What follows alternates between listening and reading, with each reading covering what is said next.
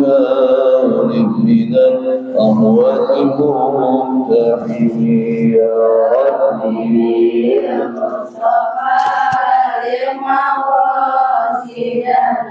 واغفر لنا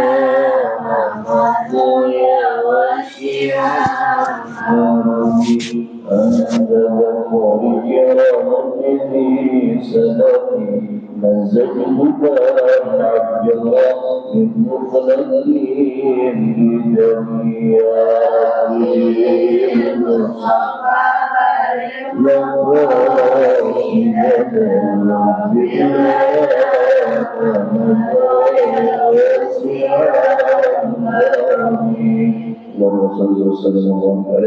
Assalamualaikum warahmatullahi wabarakatuh. Kayaknya jawab salamnya belum semangat ini ya. Padahal yang datang ngaji banyak banget nih hari ini, Masya Allah. Coba pada kemana yang lainnya, Bu? Ada urusan. Semua kita masih punya urusan, ya. Mudah-mudahan yang belum ngaji besok bisa ngaji dan bisa sehat seperti biasanya ya. Assalamualaikum warahmatullahi wabarakatuh. Waalaikumsalam warahmatullahi wabarakatuh.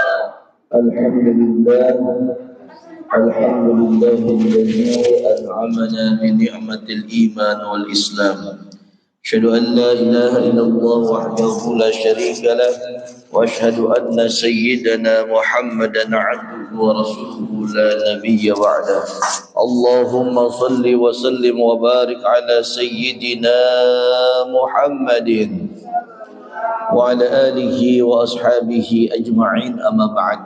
Yang sama-sama kita hormati segenap daripada jamaah sekalian yang insyaallah yang hadir pada kesempatan kali ini diberikan kesehatan, diberikan keberkahan dan insyaallah selamat dunia dan selamat akhiratnya. Amin ya rabbal alamin. Jamaah sekalian yang berbahagia, bersyukur kepada Allah, kita sampaikan mengucapkan alhamdulillahi rabbil alamin. Dengan cara itulah kita membuktikan bahwa kita termasuk hambanya yang bersyukur. Marilah kita membaca salawat kepada Nabi kita Nabi Muhammad SAW dengan mengucapkan Allahumma salli ala Sayyidina Muhammad wa ala ali Sayyidina Muhammad. Nah, pada 2 pekan yang lalu kita masih bicara pada bagaimana Allah memerintahkan kepada makhluk-makhluk yang waktu itu atau arwah-arwah yang waktu itu untuk melihat daripada nurnya Nabi Muhammad SAW. Kemarin sampai kepada ada ruh yang melihat nurnya Nabi Muhammad dalam bentuknya yang kemarin, dalam ketika ruh itu melihat lehernya Nabi Muhammad, nur daripada lehernya Nabi Muhammad, maka di dunianya dia dijadikan oleh Allah sebagai tukang berjualan atau tajiran, pengusaha. Nah, itu kemarin sampai situ tuh kita jelaskan. Maka sekarang kita akan lanjutkan. Allah perintahkan melihat arwah-arwah itu kepada nurnya Nabi Muhammad. Nurnya Nabi Muhammad tidak bisa dilihat secara utuh oleh arwah-arwah tersebut. Ada di sini man ra'a abudaihi fasara farisan wa suyyafan.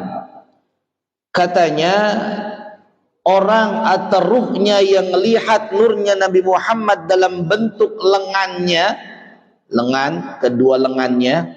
Kalau lengan sama tangan bedanya apa, Bu? Woi. Lengan sama tangan bedanya apa? Sama sih, satu jalur.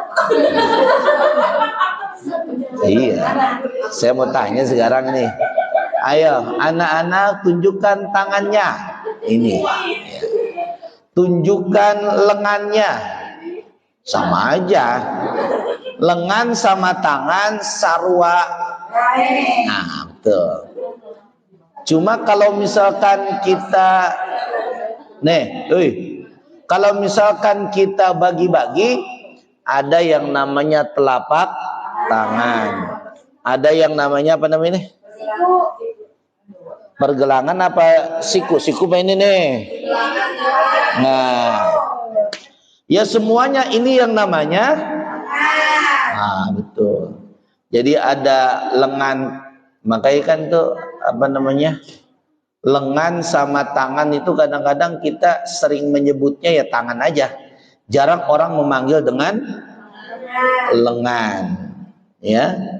Tapi kalau ada orang Selang bahasa lengan pasti maksudnya apa sih lengan gitu ya. Karena orang Selang biasanya nyebutnya tangan gitu. Dan kayaknya bukan hanya orang Selang doang, orang Karangcongok juga sama. Dia juga sama nih nyebutnya tangan, jarang lengan kan begitu. Lengan, iya. Orang Sukabumi ya, orang Tasik lengan katanya. Ya, pokoknya kalau dia selalu pakai bu dia. Bahasa di sebuah gerbang tol di Bandung namanya pasteur, di pasteur, bukan paster, bukan ya? Iya kan? Iya, pasteur gitu kan. Nah, tapi ya kalau pete, kalau kita kan pete ya, kalau dia putih, nah begitu. Nah, kalau jengkol, jengkol. Tetap ya.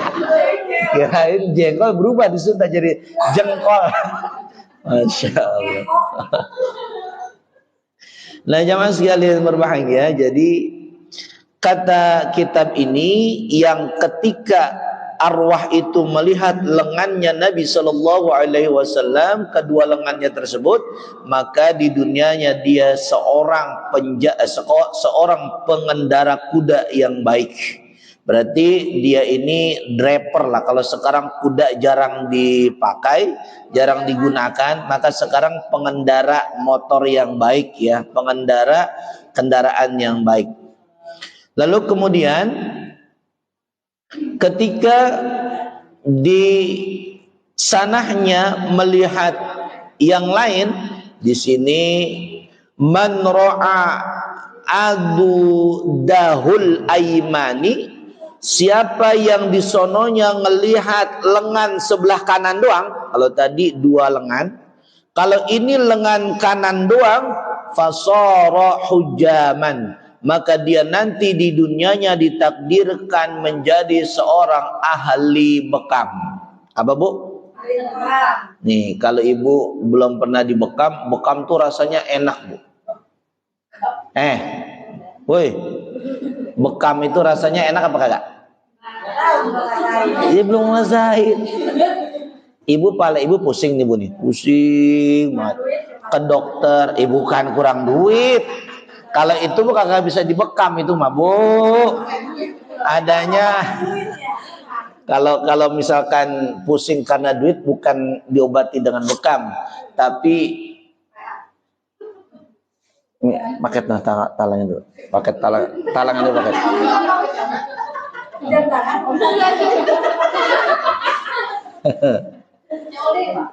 Iya, harus COD. Ya. Emang kalau laki-laki itu bu, kalau misalkan sesuatu yang kagak yakin dia tidak akan lakukan. Kalau bayar barang kagak yakin nyampe, nggak akan bayar dulu dia. Maka dia harus COD dulu tuh laki-laki, karena dia pakai ini bukan pakai ini. Yeah. Makanya ketika dia mau lihat seorang perempuan, dia ngelihat luar dan dalamnya bu. Bebet, bobot dan bibit. Ya, tuh ya. Tapi kalau udah senang sama perempuan bu, itu perempuan nggak bisa istilahnya diganggu oleh siapapun, dia akan jaga tuh perempuan. Tuh laki-laki begitu bu. Kan gitu bu ya. Kan ada lagunya itu bu. Oh, sungguh takkan ku biarkan, kan begitu ya. Orang lain menjamah, kan gitu ya. Nah, itu laki-laki kalau udah cinta demen begitu bu, ya. Ibu jangan ingat lagunya doang, pengajian ya bu, inget ini. Itu selingan aja, kalau lagi ngisi kita nyanyi boleh bu ya. Nyanyi itu nggak dilarang, tapi jangan berlebihan. Yang nyanyinya boleh, nyawernya yang kagak boleh. Tapi kalau nyawer yang sopan boleh. Nih, saya lagi ceramah di sawer. Nggak apa-apa, itu sopan namanya, boleh. Paham maksudnya? Iya. Jangan. Masya Allah. Tuh ya. Jadi siapa orang ruhnya yang dulu dia di waktu itu Allah perintahkan untuk melihat bentuk nurnya Nabi Muhammad, melihat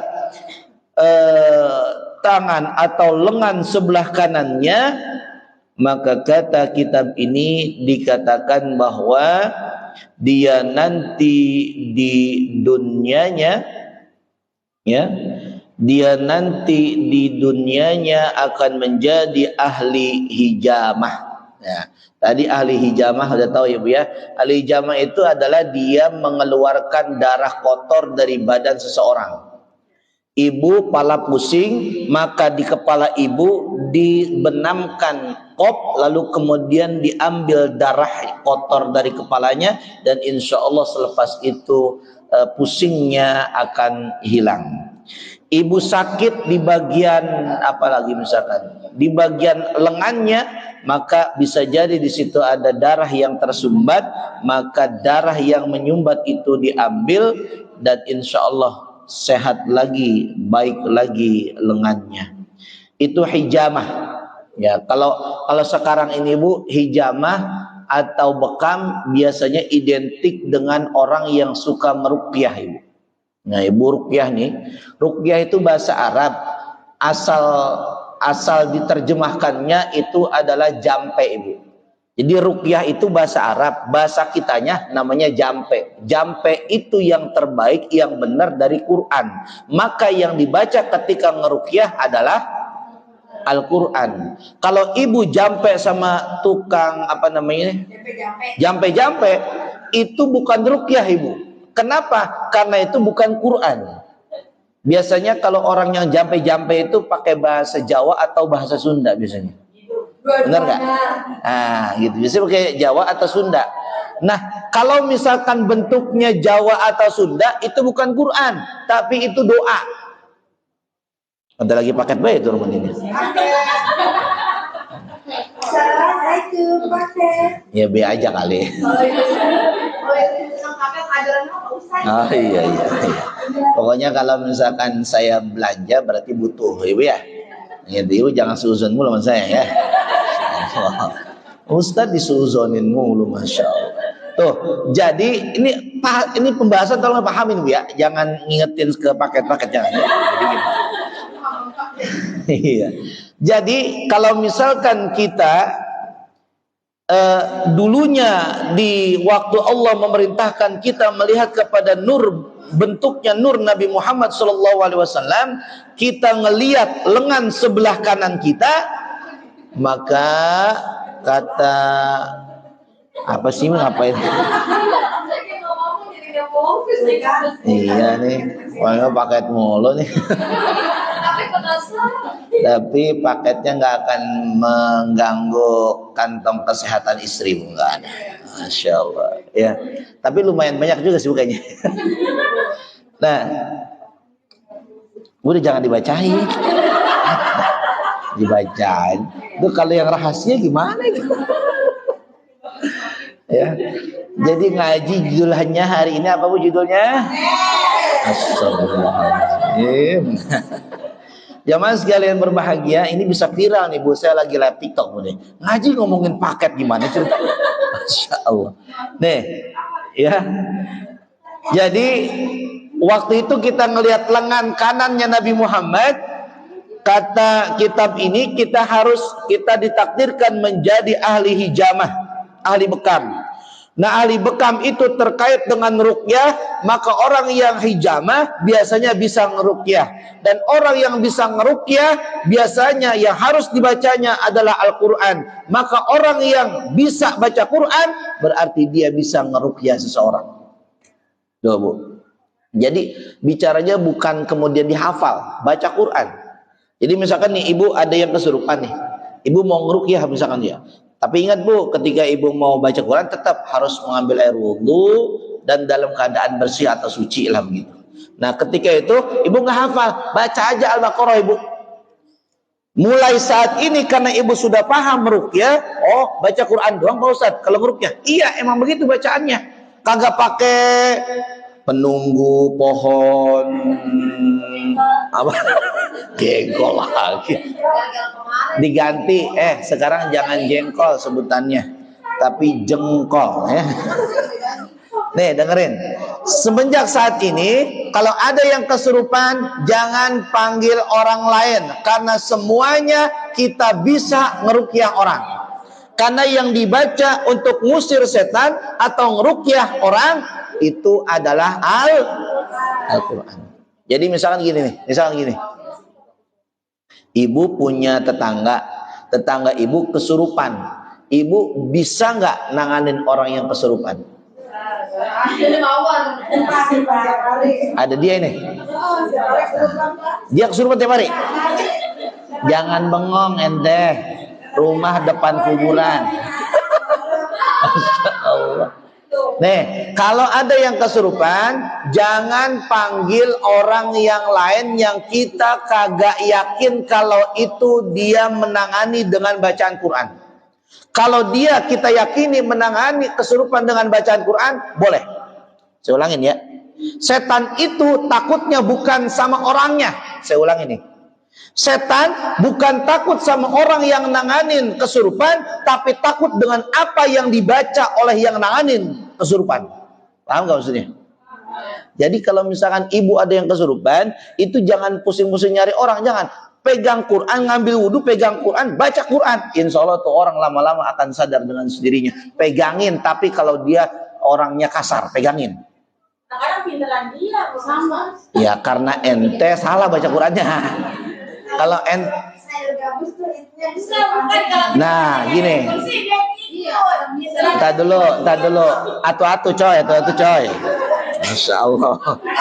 Nih. Ini sekarang pengajian ahli kesurupan.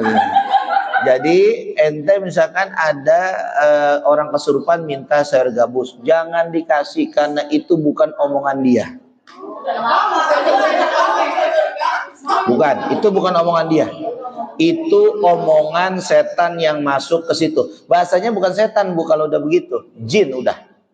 Kalau udah jin itu kan istilahnya dia bisa masuk ke siapapun. Kalau yang namanya setan itu udah sejahat-jahatnya makhluk, itu namanya setan. Kalau cuma minta makan paling nggak jin doang Bu itu. Iya jin lapar, bener. Jin lapar. Jin itu.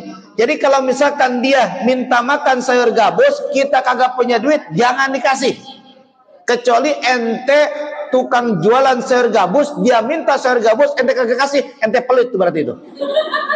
Bukan setan, bukan jinnya yang saya salah itu. Karena begini, mohon maaf nih, ada orang yang pernah kesurupan, nih di zaman Kiai Nur Ali masih ada waktu itu di pesantren.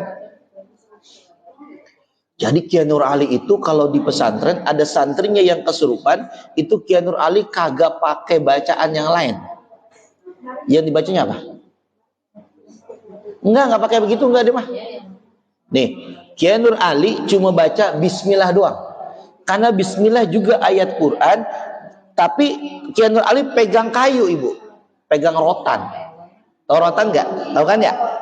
Rotan itu nggak kecil tapi besar, agak sebesar inilah ukurannya. Itu besar, rotan dipegang, baca bismillah, langsung yang kesurupan suruh pegangin santrinya, dipukul kakinya sekuat-kuatnya sama Kiai Nur Ali. Setelah itu orangnya sadar nggak? Sadar. Nggak sadar langsung. Karena begini Bu, setan itu kalau masuk ke tubuh seseorang, dia kalau dipukul yang sakit adalah setannya. Saya ulangin ya. Yang sakit adalah setannya. Maka ketika dipukul, ketika kemudian dia masih kemasukan setan, yang sakit setannya, orangnya kagak sakit. Ulangin ya. Nih, ketika dia kemasukan setan, kemudian dipukul tuh orang yang kemasukan setan, orangnya kagak sakit. Yang sakit siapanya? Setannya. Tapi nanti kalau udah sadar, nih, udah sadar nih. Oh dengerin ya. Kalau nanti setannya udah pergi, baru dia ngerasain sakit nih. Tapi dia kagak tahu sebabnya kenapa dia sakit. Tuh, itu kesurupan tuh. Tapi kalau misalkan istri misalkan lagi marah-marah nih, Ini kira-kira kesurupan apa kagak dia? Kalau istri lagi marah-marah, pengen tahu kesurupan apa kagak, gimana caranya, Bu? Masya Allah. Mudah kembali ke pembahasan lagi ya. Udah selesai. Tadi udah gabus, udah ya selesai. Ibu tadi apa Bu? Yang kalau Apa? kita baca ayat kursi dia ikut-ikutan, Pak. Jadi gitu, jin itu gitu Bu. Jin itu ada yang muslim, ada yang nggak muslim. Kalau ibu misalkan bacakan dia lebih pintar, itu jin muslim Bu, dia baca Quran juga. Cuma gini, jin muslim itu dia kagak jahat, cuma dia gangguin kita doang. Gangguin. Sama seperti ibu misalkan begini, punya temen nih, temen ibu gangguin ibu, jahat apa kagak? Kagak, cuma jahil doang. Tapi kalau misalkan dia dibacakan Quran dengan izin Allah, itu si jin suruh keluar dia. Dia cuma gangguin kita doang.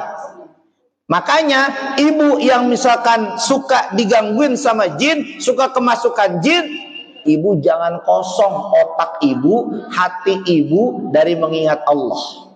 Kalau ibu kosong hatinya dan otaknya, maka bisa jadi jin itu masuk dengan sendirinya. Apalagi yang rumahnya depan kuburan. Tapi bukan berarti yang depan kuburan doang, yang lain juga bisa. Kenapa? Karena jin setan itu bukan hanya di kuburan adanya, tapi ada di mana? Di sini juga ada nih, nggak percaya mana? Di sini ada nih, di sini nih. Itu yang ngaji kadang-kadang ngomongin ustadz tuh ada setannya nih. Biasanya begitu. Jin apa? Ada jin pahit ya. Nah, jamaah sekalian yang berbahagia, lalu kemudian kita lanjutkan ya. Nih. Wa minhum man ra'a adudahul aisar fasara jahilan. Dan siapa yang ruhnya ketika di sono ngelihat lengan sebelah kirinya daripada Nabi Muhammad, fasara, lengan sebelah kiri, fasara jahilan, maka dia di dunianya jadi orang yang bodoh. Orang yang apa Bu? Bodoh. Maka mudah-mudahan kita kagak ngelihat lengan kiri Bu waktu di sono Bu ya. Karena apa Bu? Karena kita jadi orang bodoh. Orang bodoh itu apa sih Bu? Dalam bahasa Arab itu orang bodoh dikatakan jahil. Jahil. Dalam bahasa Indonesia kita mengatakan jahil. Nah, iya itu. Makanya jangan jahil sama teman ente. Kalau ada ustadz terlambat ceramah, jangan jahil sama ustadz. Kadang-kadang ada, ustadznya lama banget gitu.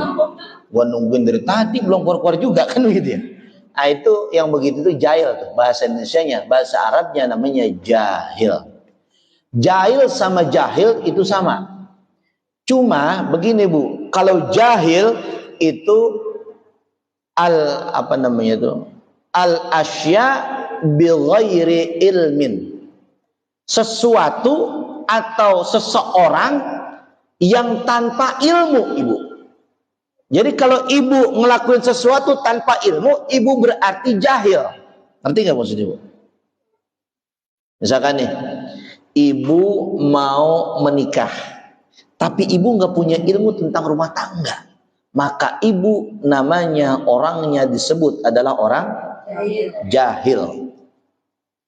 Ibu mau bawa motor, mau mengendarai motor, tapi ibu kagak bisa bawa motor atau kagak tahu ilmunya bawa motor, berarti ibu adalah disebut orang jahil.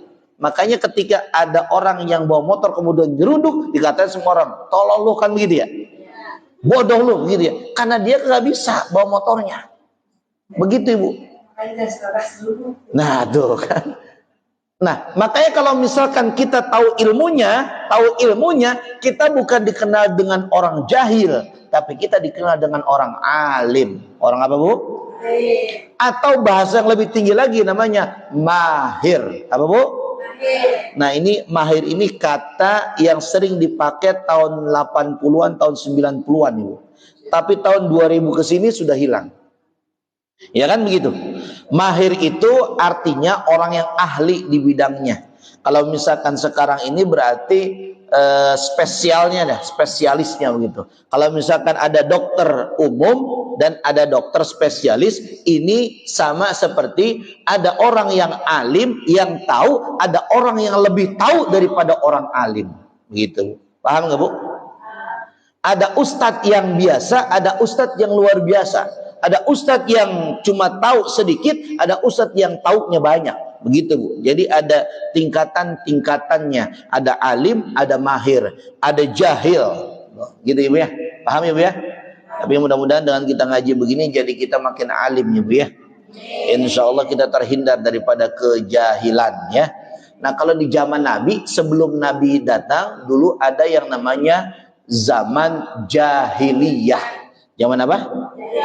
Itu artinya zaman kebodohan. Nah saat itu bukan berarti orang bodoh tidak bisa nulis, tidak bisa baca, tapi bodoh dari segi keyakinan, dari segi akidah. Di sana dia pintar baca dan tulisnya, tapi dia tidak menyembah Allah. Dia menyembah batu yang dibuat menjadi patung, dia menyembah kayu yang dibuat menjadi patung, dia menyembah yang lain selain Allah Subhanahu wa ta'ala. Makanya dikenal dengan zaman jahiliyah. Sekarang saya mau tanya Bu, ada nggak orang yang nyembah pohon di Indonesia Bu? Ada nggak? Ada nggak orang yang nyembah kuburan Bu di Indonesia? Ada nggak Bu? Ada nggak orang yang nyembah gunung di Indonesia Bu? Ada nggak? Ada. Berarti kita masih zaman jahiliyah. Ingat Bu, zaman jahiliyah itu merupakan i'tibar, gambaran kalau itu sebuah kerusakan akidah, kerusakan keyakinan, maka kita harus hindari. Jangan sampai kita begitu lagi. Ya, misalkan ada keluarga, misalkan ada siapa yang datang ke kuburan minta nomor togel, nah itu bahaya itu Bu. Minta apa Bu? Togel.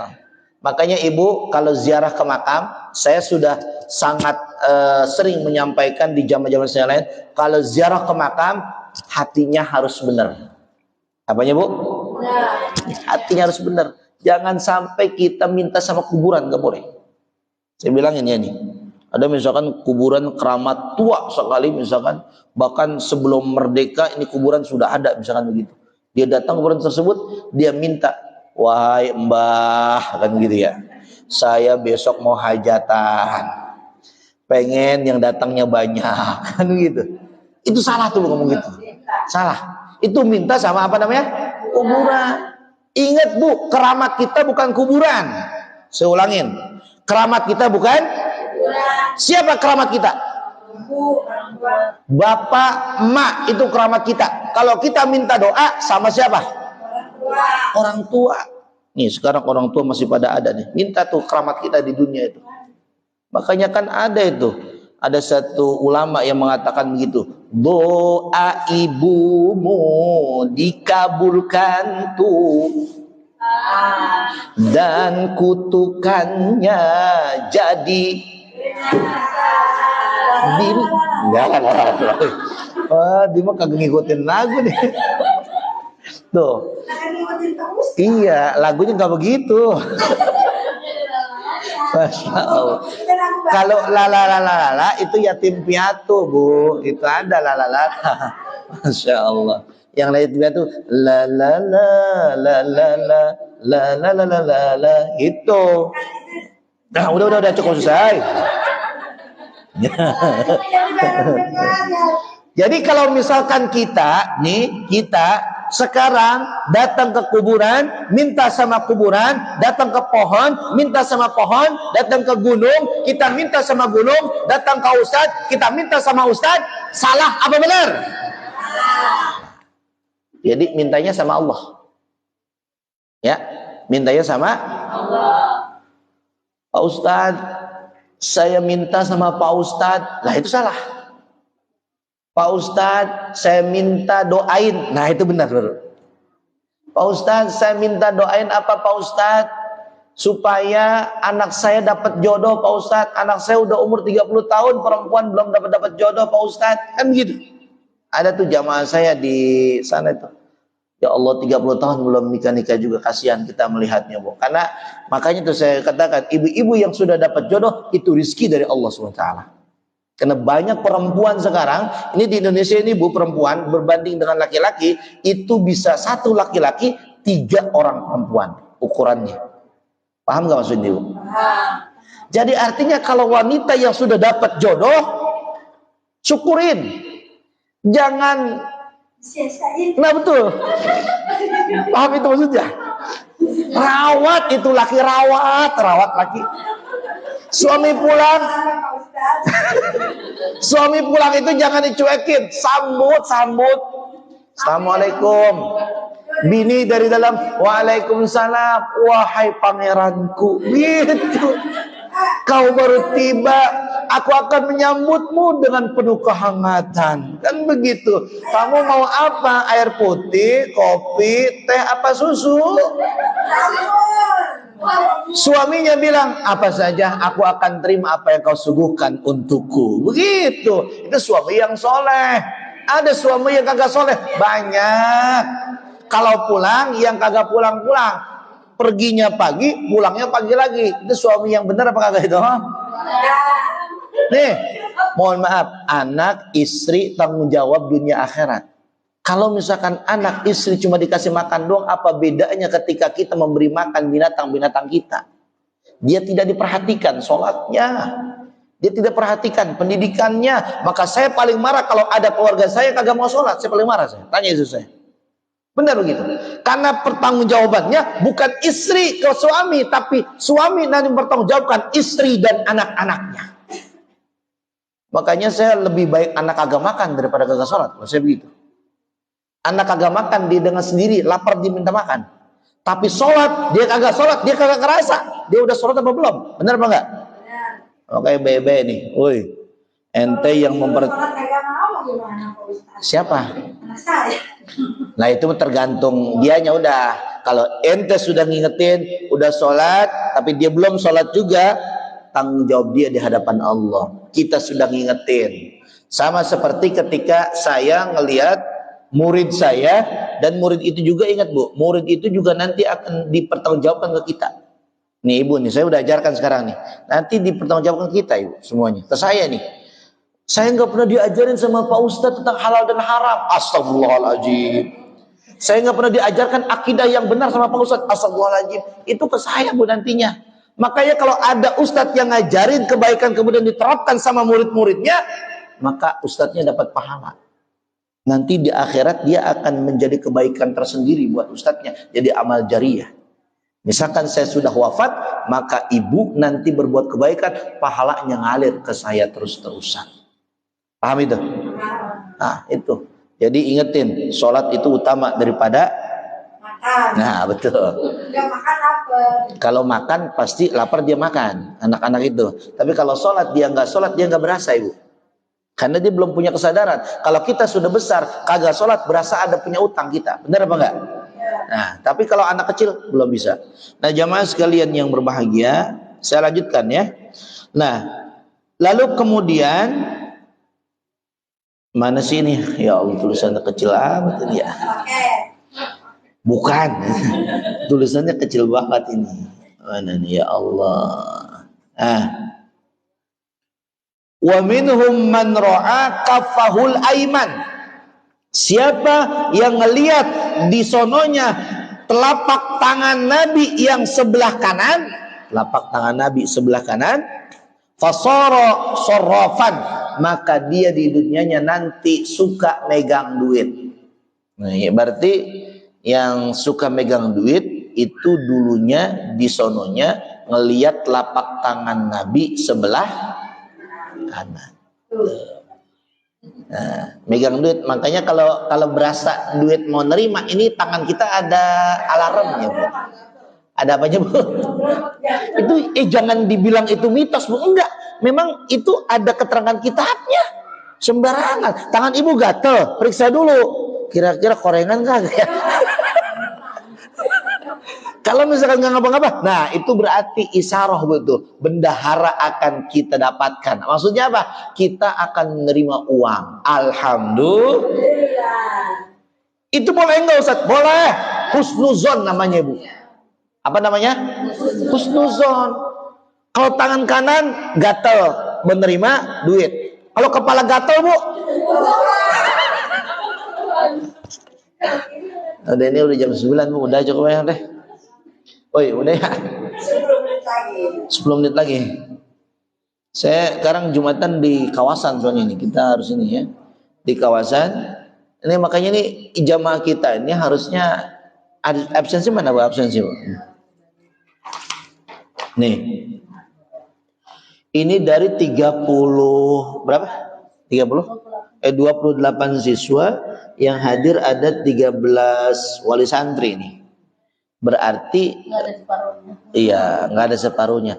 Ini yang lain banyak urusan, saya nggak ngerti. Pokoknya diingatkan besok yang belum hadir pekan depan wajib hadir ya. Karena kemarin ibu sudah bikin perjanjian sama saya itu ya semua. Ya. Saya ingetin Bu, perjanjian itu innal ahda kana mas'ula. Sesungguhnya janji itu dimintai pertanggungjawaban. Ayo loh, berat-berat itu. Nah, tuh. Nih 13 orang doang. Ya Bu ya. Besok ingetin nih Bu. Dengerin nih. Ini bukan kebaikan saya, kebaikan ibu semua. Ibu ngaji di sini cuma 31 jam paling lama ya. Selesai itu doang. Apa? Oh iya. 30 menit sampai 1 jam. Gitu kan ya? 30 menit sampai 1 jam doang. Itu nggak lama. Mana dikasih kue, kan enak ya? Dikasih air, kan enak ya? Emang begini Bu nih, kalau ngaji gratis malas Bu. Tapi kalau maksiat bayar doyan orang. Bener gak Bu? Itulah bedanya neraka sama sorga, bedanya Bu. Neraka itu bayar, sorga itu gratis. Ngaji gratis. Iya gak Bu ya? Ngejablay bayar gak? Bayar. Bener gak Bu? Iya kan? Apalagi Bu? Apalagi ya? Mabok bayar. Tuh, judi bayar. Apalagi Bu coba? Main slot online bayar. Kan begitu ya? Maka maksiat neraka itu mahal harganya, tetapi sorga gratis. Meski gratis, jarang ada yang mau masuk ke dalam sorga. Benar apa benar? Besok ingetin, lo sorga apa neraka gitu ya? Sorga gratis tahu kan gitu. Ya, udah gratis enak lagi ya Allah. Panitia maulid udah. Belum ya? Ya nanti dibentuk aja. Karena kita Desember udah siap-siap maulid, maka dari sekarang persiapan lebih bagus ya. Oh iya, ada lomba lagi. Biar seru kayak kemarin gitu, biar seru kita. Pokoknya ada gubrak kampung gitu ya. Nanti ya tiap tahun ada. Kemarin sembako doang ya? Enggak ada pohon duit kemarin ya? Besok kalau ada duitnya kita bikin pohon duitnya. Iya. Tapi pohon duit itu Bu, pohon duit itu cuma simbol doang sebenarnya. Kemarin dibagiin. Iya, simbol untuk ada keberkahan selepas maulid. Namanya syajaratun nukud. Pohon uang, pohon duit gitu ya. Baik, udah itu saja. Nanti mungkin panitia diarahkan sama ketuanya ya. Oke, baik itu saja. Kita tutup dengan doa Al-Fatihah. Alhamdulillahi rabbil alamin arrahmanir rahim maliki yaumiddin iyyaka na'budu wa iyyaka nasta'in shiratal mustaqim shiratal ladzina an'amta 'alaihim ghairil maghdubi alaihim waladdallin amin.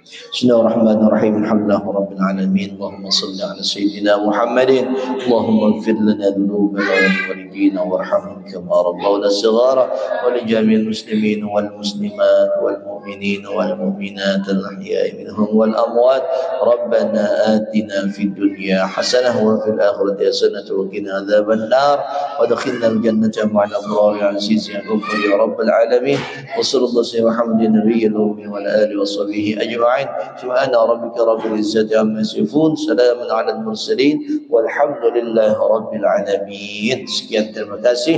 Allah alam bisawab, Allah muwaffiq ila aqwamit thariq. Assalamualaikum warahmatullahi wabarakatuh.